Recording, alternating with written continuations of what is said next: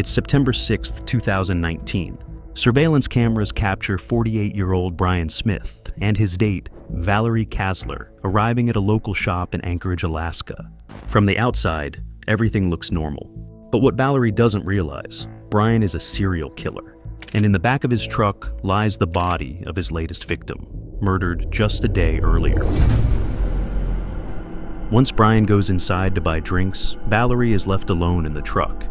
In that moment, she reaches down and accidentally picks up Brian's phone. She doesn't know it yet, but the footage she'll find on that phone will reveal multiple murder recordings and lead cops to one of the most disturbing serial killers the state of Alaska has ever seen. You'll die. Sadly, in my movies, everyone dies. 6 hours earlier, 48-year-old Brian Smith is relaxing at home after a long day at work. After having a glass of whiskey, he decides to go for a late-night drive through Anchorage. Behind the car's grocery store at Gamble Street and East 13th Avenue, he spots a woman standing near the road, 52-year-old Valerie Kasler.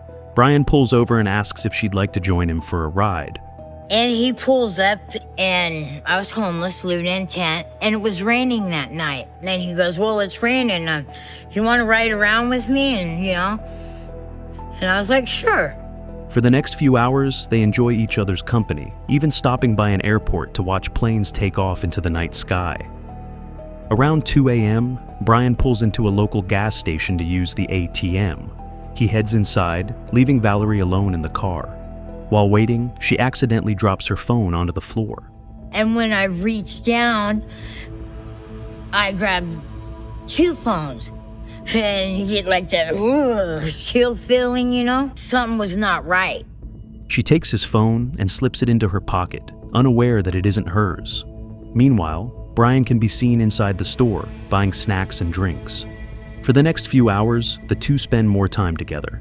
Later, when Valerie returns to her tent, she reaches into her pocket and pulls out the phone. At first, she notices unfamiliar contacts and numbers, and then it hits her. This isn't her phone. As she scrolls through it, she finds a folder called Homicide Marriott Hotel Midtown Anchorage. What she sees next can only be described as utterly horrifying. Just put your face forward, you stupid. Do people have to be taught how to die these days? 112,000 years of evolution, we haven't learned to die yet, huh?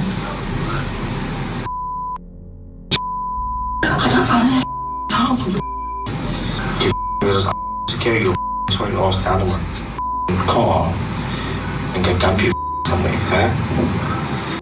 Valerie can't believe what she's seeing. She scrolls further through the folder, finding dozens of photos and videos, each disturbingly similar to the one she just watched. His voice and her body laying on the floor of the hotel. And he stepped on her throat and he said, "You're not leaving here alive. I'm killing you." After watching everything, she begins to realize that she may have just hung out with a serial killer. For the next few days, she retreats into the woods and refuses to leave her tent. Paranoia takes over. At any moment, Brian could discover that she knows his secret, and the next video might be about her. Ultimately, after days of hiding, she decides to hand the footage from the SD card over to the police. It was the hardest thing I've ever had to watch in my life, not just being as a police officer. This was the worst thing I've ever seen happen to a human being. In the following days, detectives review the footage over and over again. One of them recognizes something familiar, the distinctive tone and accent of the man's voice. It reminds him of a suspect from a previous case he once worked on. That man's name was Brian Stephen Smith. Using the footage as their lead, investigators soon uncover a horrifying truth. Human remains found at mile 108 of the Seward Highway a week ago belonged to a woman who had long dark hair. The body is identified as 30-year-old Kathleen Jo Henry. With the prime suspect now in sight, it's only a matter of time before police can link Brian to the murders. The FBI soon joins the investigation, and what they uncover directly connects Brian to the woman found dead. The FBI told us, hey, his phone is hitting off a tower near mile 108, the Seward Highway. And also, there was a timestamp on one of the images with Kathleen Joe Henry in the back of the pickup truck. And that was also like an aha moment, because his phone's hitting here at this time, this image is at this time, and it's at the location where the remains were found. Now, detectives finally have probable cause to charge Brian. But there's one problem: he isn't even in the state. At the time, he's on vacation with his wife in Washington, D.C. To ensure he doesn't flee, officers are stationed at the airport. The moment his plane lands back in Alaska, Brian is taken into custody and brought straight to the police station.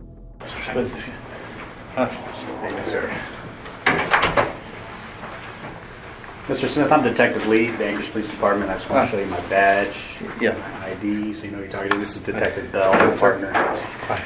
We have some matters we wanted to clear up with you and talk to you today, so I appreciate you coming up here with these guys and talking to me. Obviously, we're here at the airport. They brought you up here to talk to me, so we have some kind of a formality to get by. I have to read you what's called a Miranda warning. Do you know what that is? Yes. The detectives catch him off guard. He has no idea what this is about, but assumes it might be related to when his truck was broken into a few months earlier and his documents were stolen.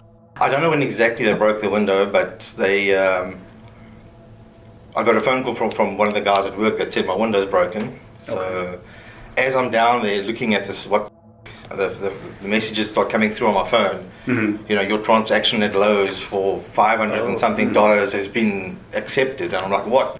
Yeah. The little GoPro you said that was taken, what stands out about it? Because I'm not familiar with GoPros. How do they record memory into the camera, or do they record on something else, or how does that work? Oh no, yeah, it's got a little SD card on. Okay. Yeah. Okay. Like I said, we have some matters we need to clear up, and the thing we need to talk about is recently some property was brought to APD, and I was given that property as a little SD card. And I watched that SD card and I looked at it, and that's what I want to talk to you about. Okay. So what can you tell me? Because you mentioned the SD card and the GoPro camera. So what can you tell me about that? Well, usually everything I record is stuff from my trips when I go out camping. That's why I got a GoPro. It's got a very high frame rate. Mm-hmm. So I'm trying to capture. You know, if you ever look on YouTube, you'll see the guys shooting through. Like latex or through bottles or something, and you can see the bullet going through. Shooting a bullet? Yeah. Oh, okay. Brian often records his outdoor adventures, whether he's hiking, fishing, or camping. Filming is one of his favorite hobbies, and he even owns a drone to capture the scenery from above. But this time, the detectives aren't interested in his videos, and soon, Brian will understand why he was brought to the station. So like I said, it's about that SD card. I wanted to kind of just see if this will refresh a memory here for you. That there, and that's it right there on top of that. I've seen those. I've got one or two of those. You get those at Walmart. Okay. Is that one like the one you're missing? Because you said you're missing one out of the GoPro. No, well, the whole GoPro's gone. Oh, the whole GoPro's gone. Yeah. But was that the type of card that might have been in that GoPro when it was gone? No. Okay. I've got one of these that I've been using for my 3D printer. Okay. Yeah. So that's why I've got these green ones. The other one's all black. Okay. Yeah. Well, and so like I said, this was brought to APD and given to me, and like I said, I viewed the images and the videos on that SD card. Yeah. And that's obviously that's how I got to you. That's how I figured out who you are. Okay. And that's what we need to clear up that matter of what's on that SD card. Okay, what's on the card? Right off the bat, detectives don't reveal what they already know. Instead, they show Brian photos of a car that matches his. They also ask about a hotel room he rented for 2 nights. Brian admits he had picked up a woman from the street and taken her there. That's when detectives bring out the photos of the deceased woman, the same one seen on the SD card footage from the hotel room. I just wanted to show you these pictures, see if they would help you kind of refresh the girl from that night. Mm-hmm. No, that's not her. Not her? Just short hair. Short hair, okay. Short hair, no. Okay, all right. She looks like a drug addict.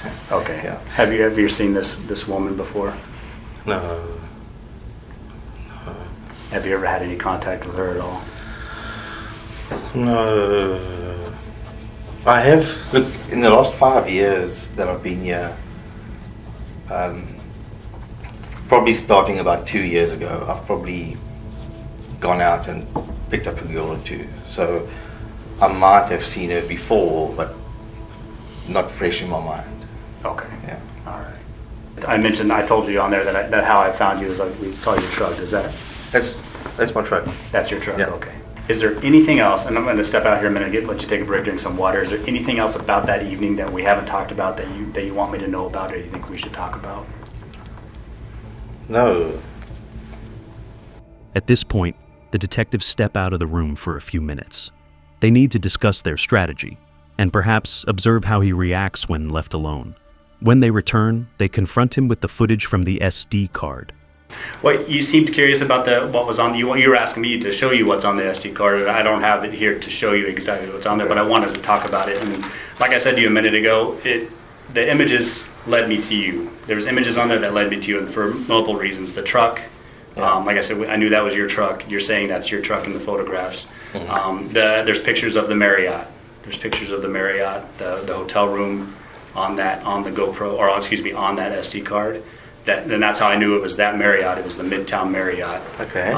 And the pictures, I don't know. You probably know about this. I think you're into technology and stuff. Okay. Photographs, they have a time and date stamp. So the photographs are time and date stamped. So they basically, the photographs time and date stamp matched at the time that you were at that hotel room. Okay. So that's how this SD card has led me to you. Okay. And like I said, there's a number of images on there, and there's a number of videos on there, and I brought some of the pictures to kind of go over with you about that. So this is one of the images on there. Part of it is kind of cut down a little bit, but can you tell me what's in that photo?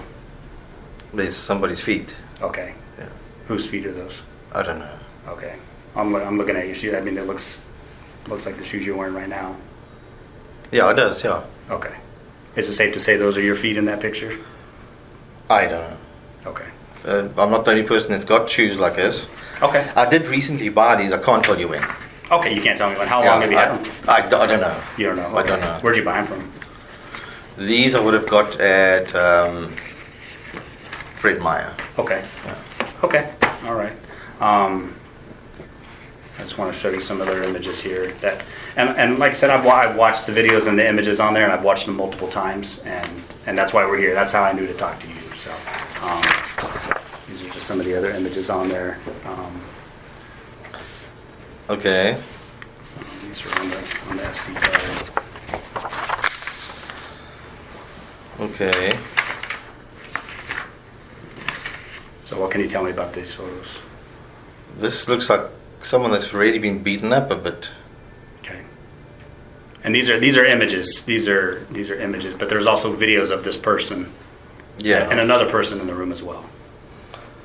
And that's why we're here to talk to you about. How many people in the room? At least two. Oh. Yeah. So we need to address this. We need to clear this up. Okay. Mr. Smith. At this moment, the atmosphere in the room shifts. Brian realizes he's been caught. Still, he tries to deny it, insisting that the person in the footage couldn't possibly be him. You think I hit this girl? Well, like I said, there's videos of it. There's video of it, there's audio of it, there's a voice I've been talking to you now for almost 30, 40 minutes, and I know it was your voice I could hear in the video. Okay. And if you'd like to hear some of that, I can refresh your memory with it. The same pictures are on the SD card with your truck that you said was your truck. Yeah, these are all on the same as your truck here. So.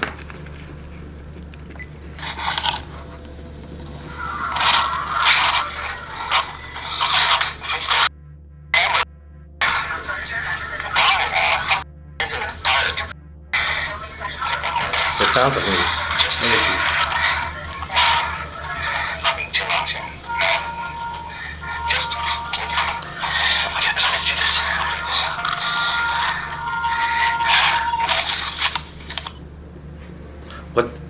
What's happening when that's... What's happening is on this video, on these images, the person that's recording it is holding the recorder and is standing basically above this girl, and strangling her. Okay. And so we need to talk about this. We need to get ahead of this, Mr. Smith. I don't want to act stupid, but I don't remember anything. I don't remember anything. Okay.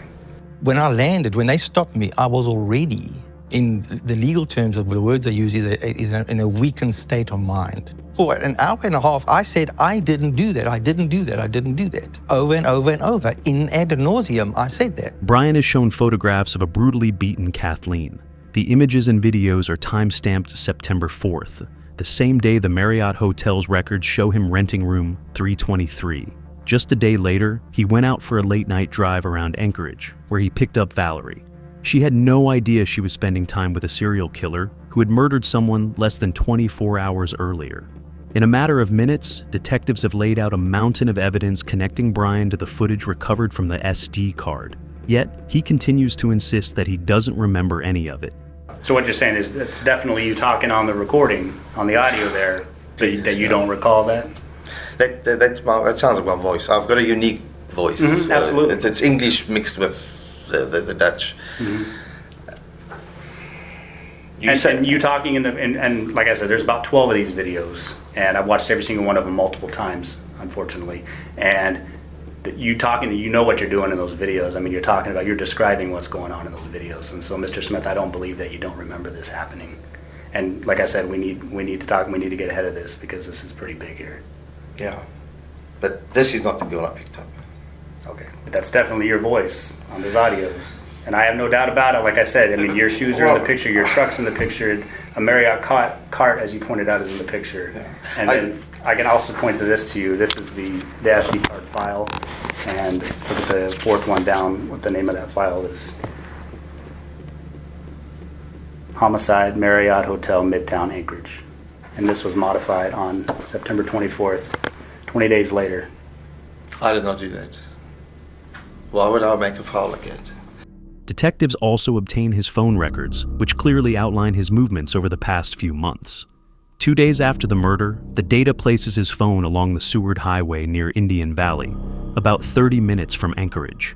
It's the exact area where the remains of Kathleen Jo Henry were later discovered. Surveillance cameras at the nearby way station also capture his truck traveling in that direction. Look, I don't remember anything else. Really, I'm sorry.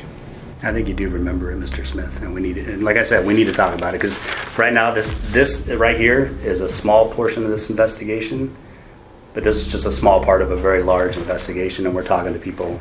We're talking to your wife, okay? When have you spoken to her? We're talking to her right now. Right now. Okay, and like I said, this is. I mean, this is going to hit the news, and this might be your one chance to talk to give your side of it, to give your story.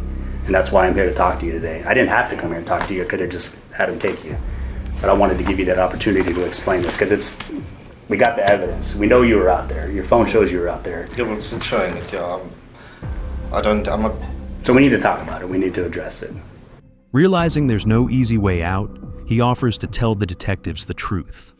Yeah, well, look, this sounds very serious. No matter what, I'm going to be in deep... So, okay, I'll tell you what I remember. The next day at work, I saw something dripping out the back of my truck. And I was like, what? And I opened up, and there was somebody there underneath. There was a blue, like a tarp at the back of my truck. And the back flap doesn't really lock. I've actually put a padlock on now since then. And I saw somebody, and I was like, what must I do? What must I do? And because I've been out before, I thought, who's going to believe me? It's like the guy that gets stopped and he's got drugs in his pocket and it's like, it's not mine, that's the way I was feeling, No one's going to believe me. So I was thinking for a long time, what must I do? And then the one night I thought, well, I've got to get rid of this. I can't. And I drove out, and I did. I went and dumped it. What was in the back of my truck was not Kathleen Henry. When I said to the police the body, It's because the police had told me that there was a body in the back of my truck. I did not know what was in the back of my truck.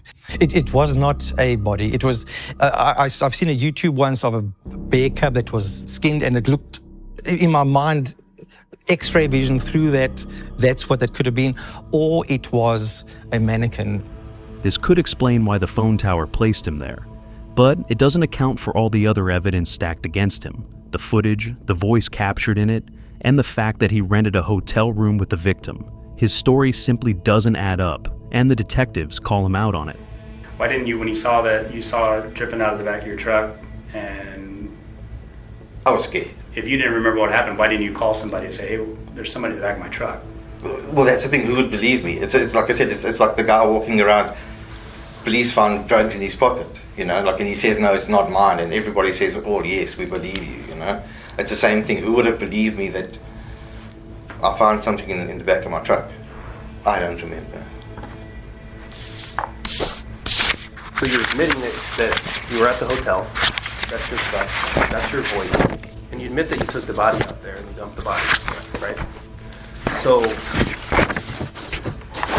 why would there be photographs of her in the back of your truck at the dump site, which you admit to doing? On the same SD card, listen to me. Okay. On the same SD card that has all these photos on it and videos of you killing her. So tell me how a body can be found in the back of your truck randomly while you're at work, because you want us to believe somebody else put that body in there. And then you just happen to drive it out there, and there's photographs On the same SD card. on the same SD card of this woman in the back of your truck with the sheets that are on that card. What the footage captures is deeply disturbing. Due to its violent nature, we will only play the audio. Viewer discretion is advised. You know, the angle, like the action shot.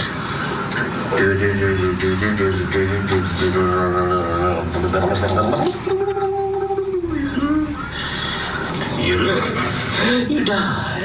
You live, you die. You live, you die. Sadly, in my movies, everyone dies. I get the Oscar. Goes once for yes, goes twice for no. Oh geez, there was two gasps. But you're resisting me. Okay. So here's the throat, here's the hair, here's the string I've got. I've got a string there. Okay, I'm gonna pull the string quickly.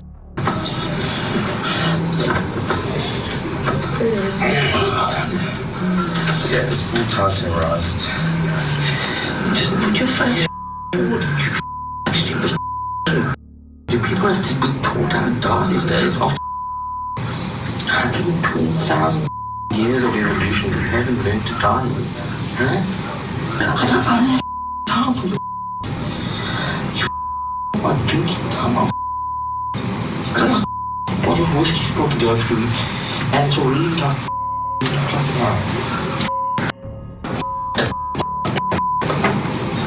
come on, just take one for the team. Huh? Take it for the team. Take it for the team. Super.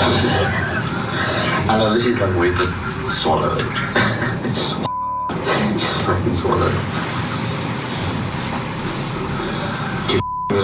To carry your swing ass down to my car and go dump you somewhere, huh? You just up my entire evening.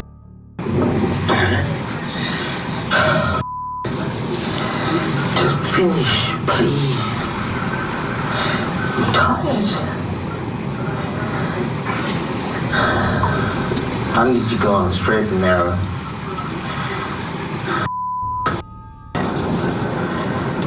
Just stop. These audio recordings are deeply disturbing, to say the least. Throughout the entire interview, Brian repeatedly insists he can't remember committing these acts. Interestingly, he recalls taking photos of the women who